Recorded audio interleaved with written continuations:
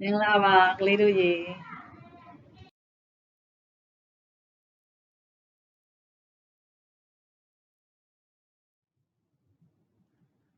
ဆရာမနဲ့ဒီနေ့လဲအခန်း3လေးဆက်ပြီးတော့သွားရအောင်နော်အခန်း3ခေါင်းစဉ်လေးပြောပါအောင်ဟုတ်တယ်အချိန်နဲ့ကြာသောအချိန်ပြန်ပြောပါအောင်နောက်တစ်ခေါက်လောက်အချိန်နဲ့ကြာသောအချိန်ဟုတ်ပြီနော်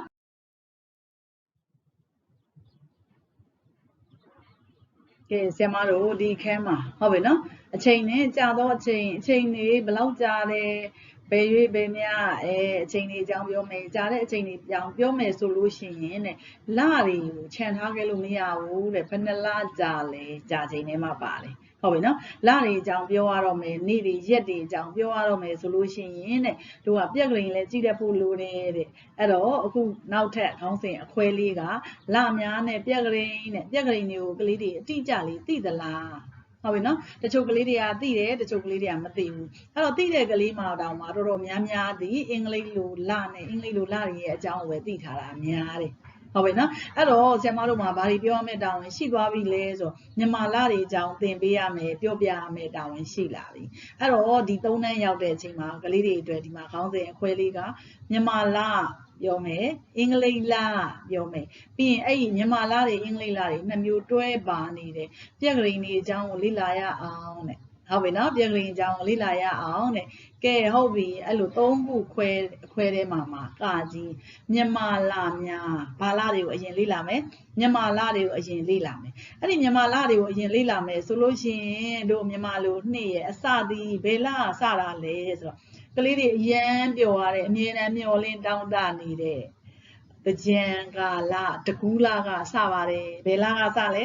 တကူးလကစတယ်နှစ်ရက်လွဲတယ်နော်ဘယ်လကစတာလဲတကူးလကစတာအဲ့ဒီလရောက်ရင်ဘာလုပ်ရလဲရေတွေပိတ်ရတယ်ရေတွေစောရတယ်အိုးအရန်ပျော်စရာကောင်းတာဟုတ်လားအဲ့တော့တကူးလကစပါတယ်အဲ့ဒါဒီဗမာလိုမှာတလပိုင်းတကူးလဒီ1ဟုတ်ပြီနော်အဲ့တော့ကလေးတွေဒီလလေးတွေရဲ့နာမည်ကိုကလေးတွေကကြည့်ရတော့မယ်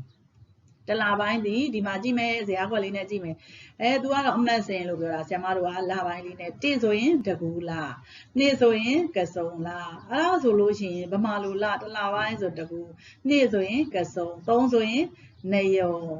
4ဆိုရင်ဝါဆို5ဆိုရင်ဝါကောင်အဲ့တော့တို့ကအဲ့ဒီ1တွေ2တွေနဲ့တွဲမမှတ်တော့ဟုတ်ပြီနော်ဗမာလိုလဘယ်ကစလဲတကူလကစတယ်တကူကစုံနယုံဝါစုဝါကောင်တော်သလင်းသတင်းကျော်တစောင်းမုံနှစ်တော်ပြာစုတဘူတွေတပေါင်းဘယ်နှလားဖြစ်သွားလဲ12လားဟုတ်ပြီနော်သူကလည်းရှိတာ12လားအင်္ဂလိပ်လိုရှိတာလဲ12လရှိတာကလေးတွေသိပြီးသားဟုတ်ပြီနော်အဲ့ဒါဆိုလို့ရှိရင်တို့တိတိကျကျလေးအဲ့လိုလေးမသိသေးတဲ့မြန်မာလကိုပြန်ပြီးတော့လေ့လာမယ်ကဲပြန်ရွတ်ကြည့်ပါဦးတကူကစုံနယုံဝါဆိုဝါကောင်တော်တလင်းသတင်းကျော်တစောင်းမုံနဲ့တော့ပြာသူတဘူတွေတပေါင်းဘယ်နှလရှိတာပဲ12လရှိတာပဲဟုတ်ပြီနော်သူကလည်း12လရှိတာပဲအဲ့ဒီ12လရှိတဲ့အဲမှာဆရာမတို့ဒီမှာကြည့်ရအောင်စုစုပေါင်းရဲ့12လတကူလဇန်တရက်ကနေလာပြီးနေ့ဒီတပိုင်းသူကမြန်မာလိုလမှာသူအပိုင်းလေးနှစ်ပိုင်းရှိတာဟုတ်ပြီနော်အဲ့တော့လာဇန်တရက်ကနေလာပြီးနေ့အထိကိုတပိုင်းလာပြည့်ပြီးသွားလို့ရှင်လာကြီးကပြည့်ပြီးသွားလို့ရှင်သူကဆက်ပြီးတော့တိုးစရာမရှိတော့အဲ့တော့ဘာဖြစ်သွားလဲဆိုလာလေးကနည်းနည်းလေးယော့သွားတယ်အဲ့လအဝိုင်းကြီးတွေကနေတခြားလေးလိုက်ကြည့်ယော့သွားတာကိုတို့ကမြန်မာရှေးတုန်းကမြန်မာစကားလေးကစုပ်သွားတယ်စုပ်တာလဲဘာလုပ်တာလဲယော့တာပဲဟုတ်ပြီနော်စုပ်ယော့တယ်ဆိုတဲ့စကားလေးကနေလာတယ်ယော့သွားတယ်အဲ့လိုယော့နေတဲ့ဟာကိုမသုံးမနဲ့ရှေးလူကြီးတွေကဘာနဲ့သုံးခဲ့တာလဲဆိုစုပ်သွားတာပါတဲ့လစုပ်လာပြည့်ကျော်တရက်လာပြည့်ပြီးသွားလို့နောက်တရက်ရောက်သွားလို့ရှိရင်တဲ့လာစုပ်တရက်လို့သတ်မှတ်ပါတယ်တဲ့အဲ့ကလေးတွေသေချာမှတ်ထားနော်လာစုပ်တရက်လာစုပ်2ရက်လာစုပ်3ရက်ဒီလိုလေးလာမှာအဲ့ဒီကနေတဲ့လကွယ်အထိရက်ပေါင်းစုစုပေါင်း14ရက်ရှိပါတယ်တဲ့လာပြည်နေ့အထိက15ရက်လကွယ်အထိက14ရက်အဲ့ဒါဆိုရင်စုစုပေါင်းဘယ်နှစ်ရက်29ရက်ဟုတ်ပြီနော်အဲ့ဆိုရင်တကူလာမှာရက်ဘယ်နှစ်ရက်ရှိလဲ29ရက်ရှိတယ်ဟုတ်ပြီအဲ့ဆိုဆရာမတို့ကစုံလာသွားကြည့်ရအောင်ကစုံကြတော့ လာဇန်တရက်ကနေလာပြီးနေဒီဗမာလို15ရက်ရောက်သွားရင်ဘာရောက်သွားပြီလဲလာပြီးရောက်သွားပြီအဲ့ဆိုဘာလာပြီးလဲသူလာလေးနဲ့တွဲပြီးပြောလိုက်ရင်ကစုံလာပြီကစုံလာပြီဟုတ်ပြီနော်အဲ့ဆိုလာပြည့်ပြီးသွားရင်နောက်တရက်ကလာစုံတရက်ကနေလာွယ်နေထိကြသူကဘယ်နှစ်ရက်လဲ15ရက်ကြာတာသူကကြတော့15ရက်အဲ့ဆိုရင်နှစ်ခုပေါင်းလိုက်ရင်ရက်ပေါင်းဘယ်လောက်ရှိလဲ30ရှိတယ်ဟုတ်ပြီနော်ကစုံလားကရက်ပေါင်း30ရှိပြီးတော့တကူလားကရက်ပေါင်း29ရက်ပဲရှိတယ်နောက်တစ်လကြည့်လိုက်တော့29နောက်တစ်လကြည့်လိုက်တော့30 29 30 29 30အဲ့တော့ကလေးတွေရက်ပေါင်းဗမာလတွေမှာရှိတဲ့ရက်ကိုကလေးတွေဘယ်လိုလေးတွေးလိုက်လဲ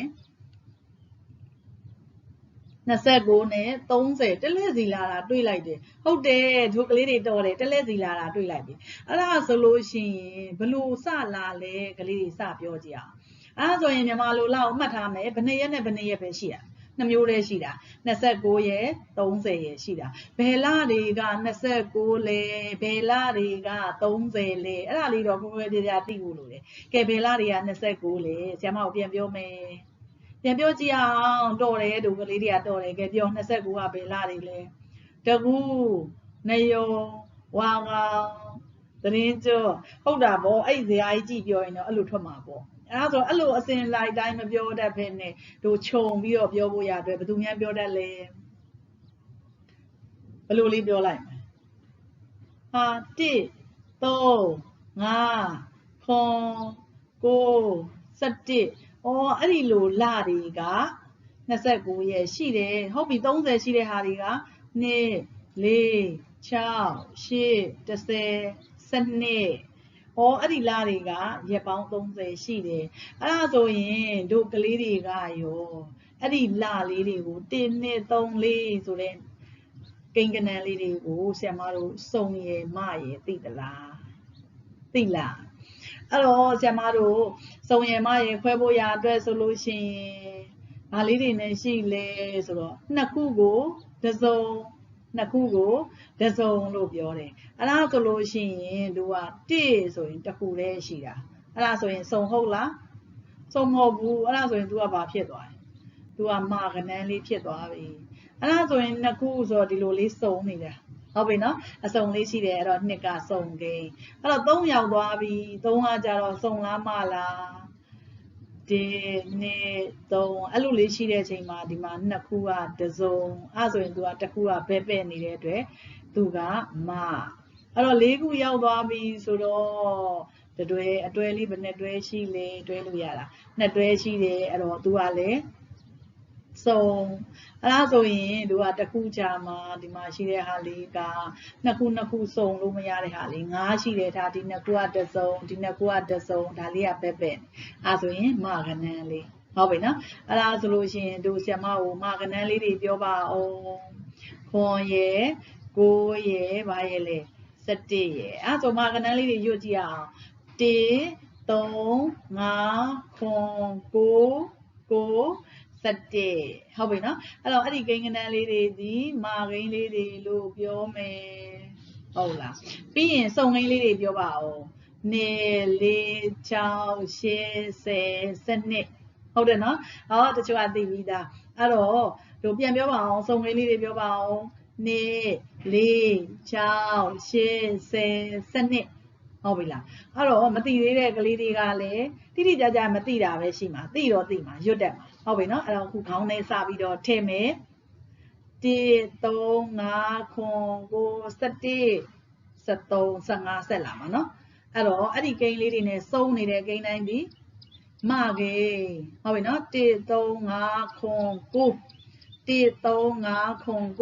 ဟုတ်ပြီအဲ့ဒါလေးတွေဒီမကိန်း17တင်နဲ့စုံတယ်19 9နဲ့စုံတယ်29 39အဲ့ဒီကိန်းတွေနဲ့စုံတိုင်းဒီမကိန်းဟုတ်ပြီနော်နောက်တစ်ခုပြောမယ်2 4 6 8 10အဲ့တော့2 4 6 8အဲ့ဒီကိန်းတွေနဲ့စုံတဲ့ကိန်းတိုင်းဒီစုံကိန်းဖြစ်လိမ့်မယ်ရမလားအဲ့ဒါဆိုရင်မကိန်းရှိနေတဲ့1 3 5 9ဆိုတဲ့လာတွေဒီ29ရက်ဒီဖြစ်ပြီးတော့စုံကိန်းရှိတဲ့လ2 4 6 8 10 12ဆိုတဲ့လတွေကဘယ်လောက်ရှိနေလဲရက်ပေါင်း 30ဟုတ်ပြီနော်အဲ့တော့သူကလာပြည်ထီကလာတိုင်းသည်ဘယ်နှရက်ရှိလဲ15ရက်ရှိတယ်လာွယ်လာစုပ်တရက်ကနေလာွယ်ရှိက15ရက်ရှိတယ်လာရှိတယ်14ရက်ရှိတယ်လာရှိတယ်အဲ့တော့14ရက်စုံလို့ရှိရင်တဲ့သူကရက်ကမစုံဘူးတဲ့တရက်ရော့နေလို့ရက်မစုံဘူးတဲ့15ရက်ဆိုရင်စုံတယ်14ရက်ဆိုရင်မစုံဘူးဟုတ်ပြီနော်အဲ့တော့ရက်စုံလားဒီနေ့ရက်မစုံလားဆိုပြီးတော့ဒီလိုလေးခွဲပြရတာရှိတယ်တဲ့ဟုတ်ပြီလားအဲ့တော့တလပိုင်းမှာတကူအဲ့ဒါဆိုရင်ဆရာမကိုရက်ကစုံလားမစုံဘူးလားပြောဘယ်လောက်လိုနေတရက်လိုနေတကူရက်မစုံအဲ့တော့ကစုံ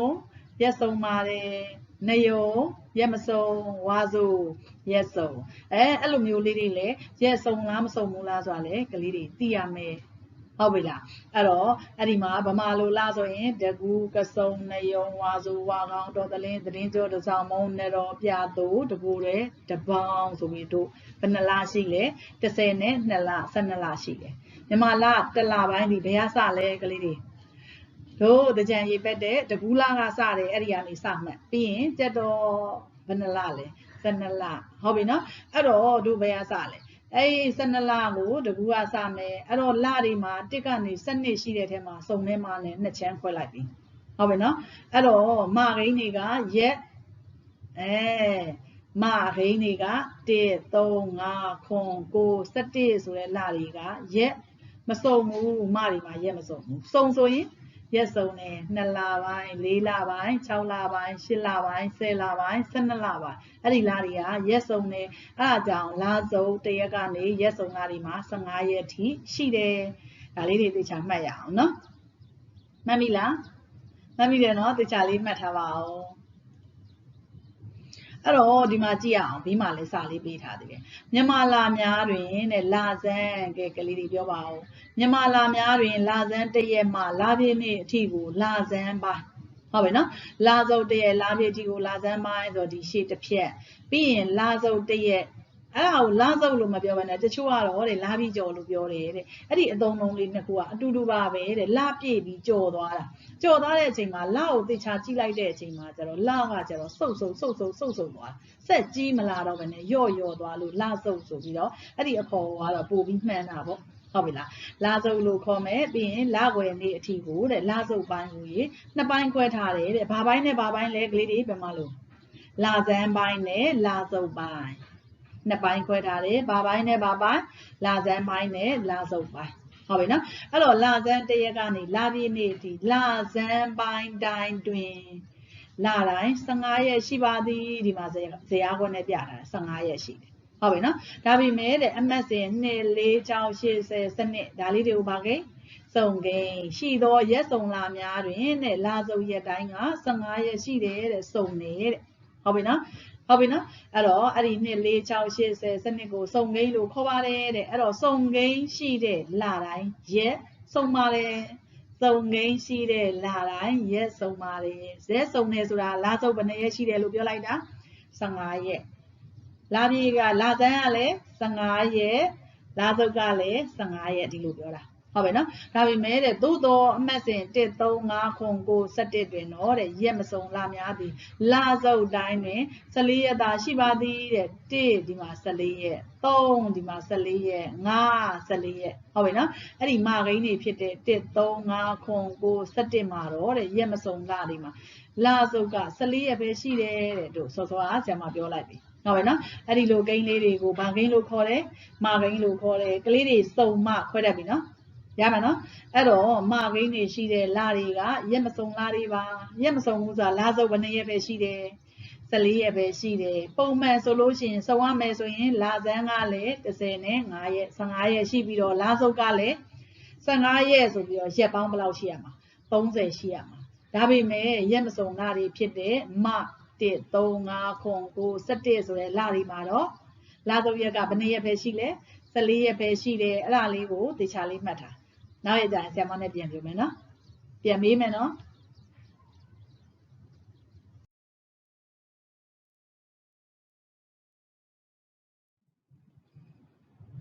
ကဲမြန်မာလတွေပြီးတော့အခုအင်္ဂလိပ်လတွေအကြောင်းဆက်ပြောရအောင်နော် ဟုတ်ပြီအင်္ဂလိပ်လကလည်းမြန်မာလလိုပဲတို့ဘယ်နှလရှိတာပဲလေ12လရှိတာပဲဟုတ်ပြီနော်တချို့ကလေးတွေကတော့သိပြီးသားဖြစ်မှာအဲ့တော့တို့သိမသိဆက်ပြီးတော့ပြောရအောင်နော်အခုကအဲ့ဒီ12လရှိတယ်ဆိုတော့ကဲလလေးတွေရွတ်ကြည့်ပါအောင်ကလေးတွေဒီမှာလဲစာအုပ်ထဲမှာလဲပါတယ်နော်မရဘူးဆိုရင်စာအုပ်ထဲကကြည့်ပြီးတော့ရွတ်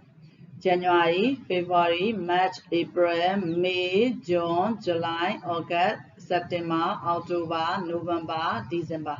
ဟုတ်ပြီနော်အဲ့တော့တချို့မှာအင်္ဂလိပ်စလုံးပေါင်းတဲ့အတန်တွင်းနဲ့တို့ဗမာလူရေးတဲ့စလုံးလေးတွေကတော့နည်းနည်းလေးကွဲလိမ့်မယ်အဲ့ဒါလေးတွေတော့သတိထားပြီးရေးပေါ့နော်ဒီမှာ6လပိုင်းဆိုလို့ရှိရင်မြန်မာလူကတော့ June လို့ပေါင်းတာဟောအင်္ဂလိပ်လူကတော့ JUNE ဆိုတော့ June ဖြစ်သွားတာပေါ့ June July ဒီလိုလေးလာမှာဗမာလူမှာတော့ဇာခွဲလေးနဲ့ June July August ဆိုပြီးတော့ပေါင်းတာဟုတ်ပြီနော် August ဆိုပြီးပေါင်းတယ် September October November December ဒီလိုလေးတို့ဗမာလလိုပဲ12လရှိတယ်ဟုတ်ပြီနော်အဲ့တော့ဟိုလိုပဲအဲ့တော့သူကစုံမခွဲသလို January ဆို1လပိုင်းဆိုရင် January 2လပိုင်းဆိုရင် February 3လပိုင်းဆိုရင် March အဲ့လိုပဲသူကလည်း1 2 3 4စနစ်ထိအဲ့တော့မတွေစုံနေပြန်ပြီးတော့ရှိလာတာပေါ့ဒီမှာကတော့အင်္ဂလိပ်လတွေမှာတော့မတွေစုံနေတဲ့ဆရာမကမပြောတော့ဘဲနဲ့တို့ကဒီမှာကြည့်ရအောင်အဲ့တော့သူကအင်္ဂလိပ်လတွေမှာဆိုလို့ရှိရင်ရက်ပေါင်း January မှာဆိုရင်31ရက်ရှိတယ် February မှာဆိုရင်28ရက်ရှိတယ် March 31 April 30 May 31 June 30 July 31 August 31အဲ့ဒါဆိုလို့ရှိရင်တို့မြန်မာလလို29 30 29 30ပုံမှန်လေးအလှည့်ကျသွားတာမဟုတ်ဘဲနဲ့ဒီမှာဘာတွေတွေ့လဲ28တခါတွေ့တယ်30တခုတွေ့တယ်ပြီးရင်31ဆိုပြီး3မျိုးရှိတဲ့ထဲမှာအလှည့်ကျလည်းမဟုတ်ဘူးသူ့ဟာသူသူလနဲ့သူချိန်ထားတဲ့ရက်ကလေးတွေကတို့မြန်မာလလိုအလှည့်ကျသွားတာမဟုတ်တော့အဲ့ဒါဆိုလို့ရှိရင်တို့ကလေးတွေဘယ်လိုမှတ်မလဲ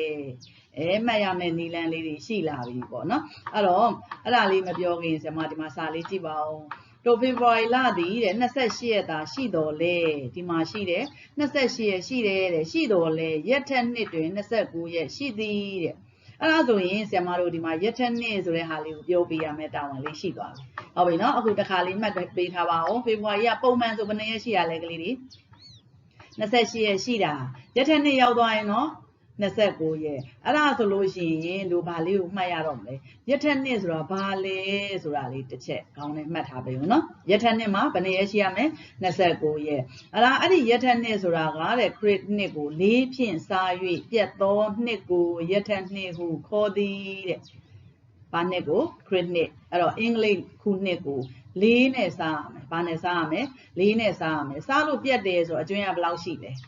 3ညရှိတယ်အဲ့ဒီလိုနှစ်ကိုဘာနှစ်လို့ခေါ်မယ်ရက်ထက်နှစ်လို့ခေါ်မယ်ဟုတ်ပြီနော်ပြီးရင်ဆရာမဥပမာလေးနဲ့ပြမယ်ဟုတ်ပြီလားအဲ့တော့နောက်ထပ်ဒါလေးတစ်ခုထပ်ကြည့်ပါဦးဆရာမဒီမှာစာလေးရေးပေးထားတယ်တို့ကြပြလေးလို့ပေါ့နော်ရွတ်လို့ရအောင်လို့ရက်30မှာ September အဲ့တော့ရက်30ရှိတဲ့လတွေကိုဒီလိုလေးပြောထားတယ်ရက်30မှာတဲ့ September April June ပြီးရင် November အဲ့တော့ရက်30ဘယ်နှလလဲရက်30 4လရက်30မှာ September April June နဲ့ November ဆိုပြီးတော့4လအဲ့ဒီ4လကတော့တဲ့ရက်က30ပဲရှိတယ်တဲ့ဟုတ်ပြီနော်ကျန်တဲ့လမှာ31အဲ့တော့ကျန်သောလမှာကျန်တဲ့လတွေမှာဘယ်နှရက်ရှိရလဲရက်ပေါင်းဘယ်နှရက်ရှိရလဲကလေးတွေ31ရက်ဖေဖော်ဝါရီကတော့ဘယ်နှရက်ပါပဲ28ရက်ပါပဲအဲ့ဒါဆိုရင်စောစောကပြောထားတယ်ရက်30မှာSeptember April June နဲ့ November 4လအဲ့တော့တို့12လရှိတဲ့ထဲက4လကိုနှုတ်လိုက်ရင်ဘယ်လောက်ကျန်မလဲ8လကျန်မယ်ဟုတ်ပြီနော်အဲ့ဒီ8လမှာဖေဖော်ဝါရီကဘယ်နှလပဲရှိတယ်28ရက်ပဲရှိတယ်ဖေဖော်ဝါရီကဘယ်နှရက်ပဲရှိတယ်28ရက်ပဲရှိတယ်အဲ့တော့ဖေဖော်ဝါရီတစ်လဖယ်လိုက်လို့ရှိရင်9လဖြစ်သွားပြီအဲ့ဒါဆိုလို့ရှိရင်ကျန်တဲ့လက9လအဲ့ဒီကျန်တဲ့9လကဘယ်နှရက်လဲ31ရက်ဟုတ်ပြီနော်31ရက်အဲ့ဒါဆိုလို့ရှိရင်ဖေဖော်ဝါရီကို28ရက်ထင်းနဲ့ပဲမှတ်နေမှာဆိုလို့တဲ့နောက်ထပ်တစ်ကြောင်းလေးဆက်ပြောထားတယ်ရက်ထက်နှစ်မှာတရက်တို့ဖေဖော်ဝါရီ29အဲ့လိုလေးမှတ်ထားမယ်ဆိုရင်ကလေးတွေမှားစရာမရှိတော့ဟုတ်ပြီနော်အဲ့တော့ရက်30မှာ September April June နဲ့ November ရက်30ရှိတဲ့လဘယ်နှလလဲ4လကျန်တဲ့လမှာ31အဲ့တော့ကျန်တဲ့လမှာဆိုဒီ4လဖယ်လိုက်ရင်ကျန်တဲ့လဘယ်နှလကျန်တာ 8 ဟုတ်ပြီနော်8လကျန်တဲ့လမှာ31ဖေဖော်ဝါရီ28ဆိုဖေဖော်ဝါရီ28လေးဖေးလိုက်အောင်အဲ့ဆိုဘယ်နှလပဲကျန်တော့လဲ9လပဲကျန်တော့တယ်အဲ့ကျန်တဲ့9လကဘယ်နှရက်ရှိရလဲ31ရက်ရှိတာဟုတ်ပြီနော်ရက်ထက်နှစ်မှာ1ရက်တို့ February 29ဆိုပြီးတော့တို့ဒီလိုလေးမှတ်ရဖို့ရအတွက်ကြပြလေးပေးထားတာရှိတယ်အဲ့ဒီကြပြလေးနဲ့တွဲမှတ်မယ်ဆိုလို့ရှိရင်ကလေးတွေမေးစရာအကြောင်းမရှိတော့ဘူးအင်္ဂလိပ်လကလည်းဘယ်နှလရှိတာပဲပြန်ပြော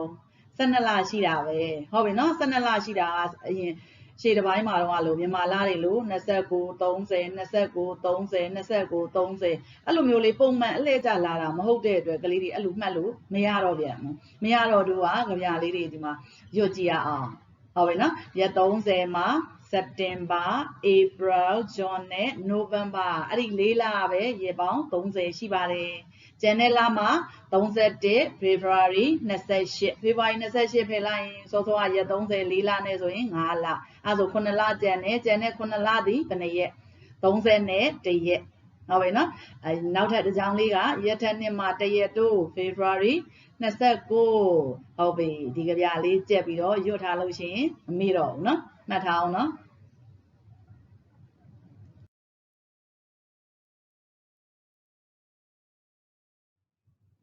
ဆရာမကဒီမှာစောစောကရက်ထက်နှစ်ဆိုတဲ့ဟာလေးကိုဥပမာလေးနဲ့ပြခြင်းလို့ဒါလေးလုပ်ပေးထားတာကြည့်ရအောင်အဲ့တော့တို့ပြက်ကလေးတွေလည်းကလေးတွေကြည့်ဘူးထားတယ်သိဘူးမိသားဖြစ်တယ်ဟုတ်ပြီနော်အဲ့ဒီပြက်ကလေးဒီလိုတရွက်မှာဆိုလို့ရှိရင်တစ်လစာပါတယ်ဟုတ်ပြီနော်အထူးပြုထားတာကတော့တို့ဒီပြက်ကလေးကိုအဓိကထားပြီးဆွဲထားတာကတော့အင်္ဂလိပ်လိုဆွဲထားတာဖြစ်တဲ့အတွက်အင်္ဂလိပ်မှာတော့တစ်လလဲဒီမှာ February 2020 February ဘယ်နှလပိုင်းလဲ2လပိုင်းဟုတ်ပြီနော်ဒီဘက်မှာတချမ်းမှာကြတော့မြန်မာတက်ကလေးဆိုပြီးပေးထားတယ်တက်ကလေးက1380ခုအဲ့တော့မြန်မာလာလေးကြည့်ပါဦးတဘူတွေတပေါင်းအဲ့ဆိုတို့အင်္ဂလိပ်လို February ဆိုတဲ့2လထဲမှာဟုတ်ပြီနော်အဲ့ဒီထဲမှာမြန်မာလိုကတော့တဘူတွေတချမ်းပါမယ်တပေါင်းပါမယ်ပေါ့တဝက်စီလည်းဖြစ်ချင်းဖြစ်မယ်ဟုတ်ချင်မှလည်းဟုတ်မယ်အဲ့လိုလေးတွေပါမယ်ဟုတ်ပြီနော်2လစာပါလာပြီဟုတ်လားအဲ့ဒါဆိုရင်ဆရာမပြောချင်တာကသူပြောတဲ့ခုန Christmas ဆိုတာကအင်္ဂလိပ်တက်ကလေးကိုပြောတာ2020ဟုတ်ပြီနော်2020ရောက်တဲ့အချိန်မှာတို့ February လအတွက်ပြက်ကလေးကြည့်လိုက်တဲ့အချိန်မှာဘယ်လောက်ဖြစ်နေလဲရက်ပေါင်းဘယ်လောက်ပါလဲကလေးတွေ29ရက်အဲ့တော့29ရက်ပါနေတယ်ပုံမှန်ဆိုရင်ဘယ်နှရက်ရှိရမှာ28ရက်ပဲရှိရမှာအခုဘယ်နှရက်ဖြစ်နေလဲ29ရက်အဲ့ဒါဆိုလို့ရှိရင်တို့ဒီမှာရှိနေတဲ့ Christmas ဆိုတဲ့2020လေးကိုဗာလေးနဲ့စားကြည့်လိုက်လေးနဲ့စားကြည့်လိုက်2020အဲ့တော့2020ဆိုတဲ့ကိန်းကနန်းလေးကိုကလေးတွေဗာနဲ့စားမယ်လေးနဲ့ဒီလိုလေးတည်ပြီးတော့စားကြည့်လိုက်ပေါ့အဲ့ဒါဆိုလို့ရှိရင်ပြက်လားမပြက်ဘူးလားဒီမှာ4 5လီ20ဟုတ်ပြီနော်5လီဝင်လိုက်မယ်ပြီးလို့ရှိရင်နောက်ကနှစ်တစ်လုံးနဲ့ဆိုမစားလောက်ဘူး3ညတင်လိုက်ဟုတ်ပြီနော်ပြီးလို့ရှိရင်နောက်က3ညကိုဆွဲချလိုက်အဲ့ဒီကြမှာဘယ်နှလီပြန်ဖြစ်4 5လီ20ဆိုပြီးစားလို့ပြက်လားမပြက်ဘူးလားပြတ်တယ်အဲ့ဒီလိုစားလို့ပြတ်တဲ့ Christmas တွေမှာဆိုလို့ရှိရင်တဲ့ February ကဘယ်နှရက်ရှိပါတယ်20နဲ့9ရက်ရှိပါတယ်သိပြီနော်နောက်ထပ်တစ်ခုကြည့်ရအောင်ဟုတ်ပြီအဲ့ဒါဆိုရင်ဒီကောင်ကလည်းဒီစာမျက်နှာလေးကလည်းဆရာမက February အကြောင်းလေးကိုပဲပြောထားတာ2021ဆိုဘယ်နှလပိုင်းပဲ2လပိုင်းအခုကြတော့မြန်မာတက်ကလေးပဲကြည့်ရအောင်1382ခုဖြစ်သွားပြီဟုတ်ပြီနော်ပြာသူတပူတွေအခုကတော့တဲ့ပြာသူနဲ့တပူတွေနဲ့တွဲပြီးတော့ပါနေတာတဲ့မြန်မာလကတော့ပုံသေးမရှိဘူးဟုတ်ပြီနော်ကြည့်ရအောင်အဲ့ဒါဆိုလို့ရှိရင်တို့အခု February ထဲမှာရက်ပေါင်းဘယ်လောက်ရှိလဲ20နဲ့8ရက်ပဲရှိတာဘာလို့လဲကလေးတွေသိလားပြောပြပါဦး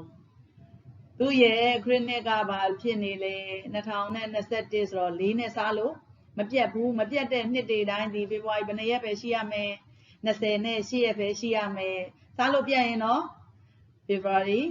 29ဟုတ်ပြီအဲ့ဒါလေးကိုသတိထားပြီမငင်းနဲ့ငါအိမ်ကပြက်ကလေးက28ရက်ပဲပါတာငါအိမ်ကပြက်ကလေးက29ရက်ပါတာငင်းစရာမလိုဘူးနော်ခုနှစ်2021ဆိုရင်28ရက်ပဲဖြစ်မှာ2020တုန်းကကြတော့29ရက်အဲ့ဒါဆိုလို့ရှိရင်နောက်ထပ်2000နဲ့ဘယ်လောက်ရောက်သွားရင်29ရက်ဖြစ်မှာလဲ2000နဲ့20နဲ့4ဟုတ်တယ်2024ရောက်သွားလို့ရှိရင်เนาะတို့ February လထဲမှာဘယ်နှရက်ဖြစ်လိမ့်မယ် 20နဲ့9ရက်ဖြစ်လိမ့်မယ်ဟုတ်ပြီနော်အဲ့တော့ပြက်ကလေးကြည့်လို့ရှိရင်မြန်မာလိုလားတွေရောအင်္ဂလိပ်လားတွေရောကလေးတွေကြည့်တတ်ပြီနော်အခုဒီမှာအနီအောင်ဝိုင်းလေးကဘာကိုပြတာလဲလာပြေဟုတ်လားနီအောင်ဝိုင်းလေးကဘာကိုပြရလဲလာပြေအခုဒီမှာကြတော့သူကဘာဖြစ်သွားလဲအပြာရောင်လေးဖြစ်သွားတယ်အပြာရောင်လေးကဘာကိုပြတာလဲလာွယ်ဟုတ်ပြီနော်အဲ့တော့တချို့ပြက်ကလေးမှာကြတော့အနက်နဲ့အနီနဲ့သုံးတယ်တချို့ပြက်ကလေးမှာကြတော့အပြာနဲ့အနီနဲ့သုံးတယ်